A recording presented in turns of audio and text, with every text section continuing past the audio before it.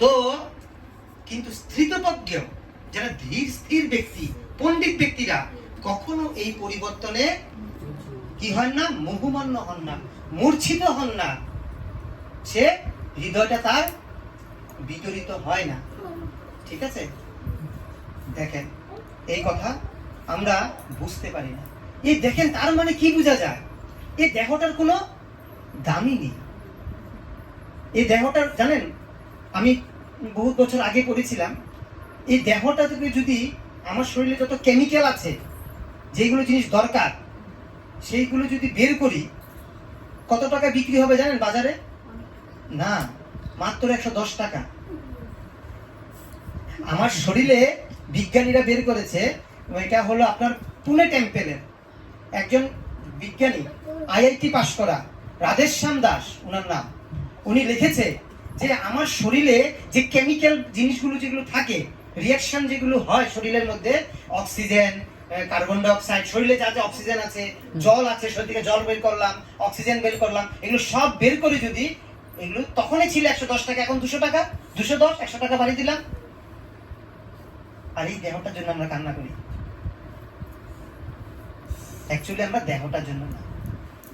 আচ্ছা আপনারা বলেন তো, একটা গাড়ির মধ্যে ড্রাইভার আছে আর গাড়িটা খুব দ্রুত বেগে যাচ্ছে, দামি গাড়ি, কি গাড়ি, দামি গাড়ির নাম মার্সিডিজ। মার্সিডিজ।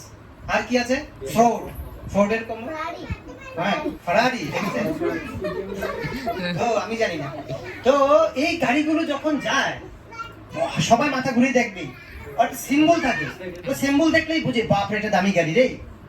আপনারা দিল্লি মুম্বাই যাবেন, আমাদের মতন এই টুকটুক মুকটুক চলে না, ওখানে শুধু এই গাড়িগুলোই চলে।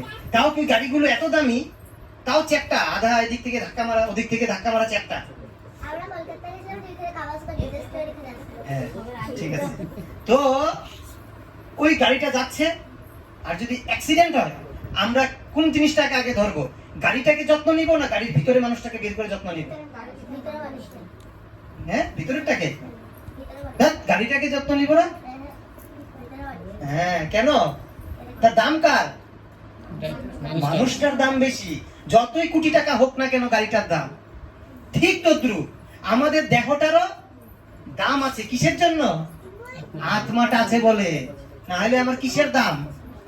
জিরো দাম। মৃত্যুর পরে আমার দেহটাকে কি করে, হ্যাঁ বের কর ঘর থেকে, মরে গেছে। যদি আপনি ঘরে রাখতে চান, হ্যাঁ আমার ঘরে থাকবে, থাক, এতদিন থেকেছে, উনি তো বাড়ি কেটে করেছে আর আজকে চলে গেল কয়েকদিন থেকে, ওরই বাড়ি,